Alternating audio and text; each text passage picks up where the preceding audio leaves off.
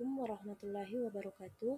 Perkenalkan, saya Mirna Mayangsari dengan NIM F2019-01098, kelas C2 Farmasi. Baiklah, pada video kali ini saya akan mempresentasikan materi tentang anti kanker, yang dimana ada 6 poin. Poin pertama, definisi kanker. Poin kedua, jenis-jenis kanker. Poin ketiga, mekanisme kerja dari obat anti kanker. Poin keempat, bagaimana terjadinya kanker. Poin kelima, obat-obat anti kanker. Dan poin keenam, gambar sel kanker. Baiklah, langsung saja pada poin pertama, yaitu definisi kanker.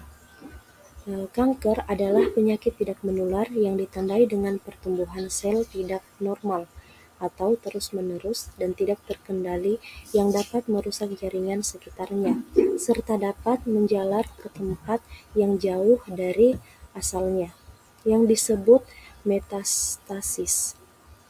Sel kanker bersifat ganas, dapat berasal atau tumbuh dari setiap jenis sel di tubuh manusia. Penyakit kanker merupakan suatu penyakit yang disebabkan pertumbuhan sel-sel jaringan tubuh tidak normal atau tumbuh sangat cepat dan tidak terkendali, menginfiltrasi atau merembes, dan menekan jaringan tubuh sehingga mempengaruhi organ tubuh. Baik, itulah tadi definisi kanker. Kita lanjut pada poin kedua, jenis-jenis kanker. Jenis kanker ada 5. Yang pertama, karsinoma. Karsinoma merupakan jenis kanker yang berasal dari sel yang melapisi permukaan tubuh atau permukaan saluran tubuh. Misalnya jaringan seperti sel kulit, testis, ovarium, kelenjar mukus, sel melanin, payudara, leher rahim, kolon, rektum, lambung, dan pankreas. Yang kedua, limfoma. Limfoma termasuk jenis kanker berasal dari jaringan yang membentuk darah, yang misalnya sumsum tulang. Leukemia, limfoma merupakan jenis kanker yang tidak membentuk massa tumor, tetapi memenuhi pembuluh darah dan mengganggu fungsi sel darah normal. Yang ketiga, sarkoma. Sarkoma adalah jenis kanker akibat kerusakan jaringan penunjang di permukaan tubuh, seperti jaringan ikat, sel-sel otot, dan tulang. Yang keempat, glioma. Glioma adalah kanker susunan saraf, misalnya sel-sel glia atau jaringan panjang di susunan saraf pusat. Dan yang kelima, karsinoma in situ. Karsinoma in situ adalah istilah untuk menjelaskan sel epitel abnormal yang masih terbatas di daerah tertentu, sehingga dianggap lesi prainvasif atau kelainan atau luka yang belum menyebar. Selanjutnya pada poin ketiga, mekanisme kerja obat anti kanker. Mekanisme kerja obat anti kanker itu ada 4. Yang pertama, menghambat sintesis DNA atau menghambat dihidrofolik asid reduktase, menghambat basa purin dan pirimidin. Yang kedua, merusak DNA atau merusak nukleik asid. Yang ketiga, antimitosis atau alkaloid. Dan yang keempat, rekayasa genetik atau inhibisi faktor pertumbuhan. Selanjutnya, bagaimana terjadinya kanker? Karsinogen merupakan segala sesuatu yang menyebabkan terjadinya kanker. Karsinogen akan bereaksi dengan DNA sehingga DNA mengalami perubahan. Satuan terkecil dari DNA adalah gen, dan akan terjadi perubahan gen atau mutasi gen dan muncul kanker.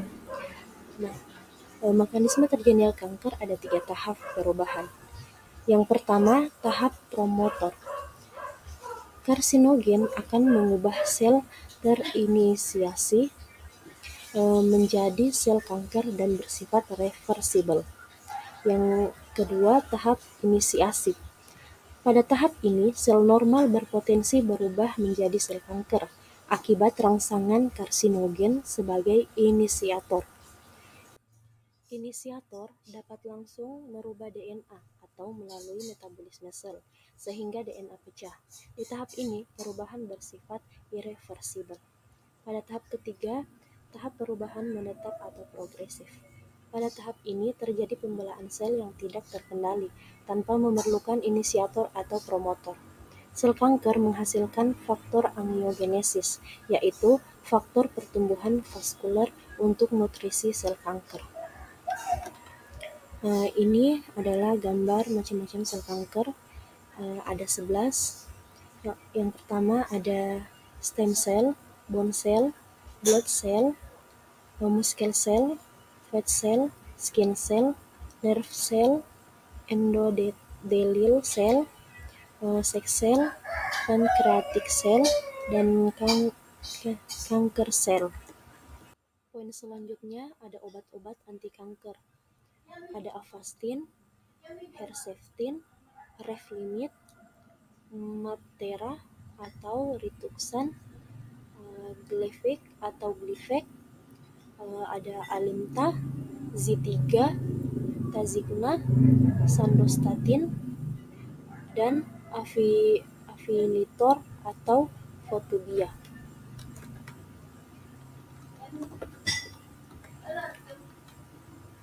Poin selanjutnya adalah gambar sel dan penjelasannya.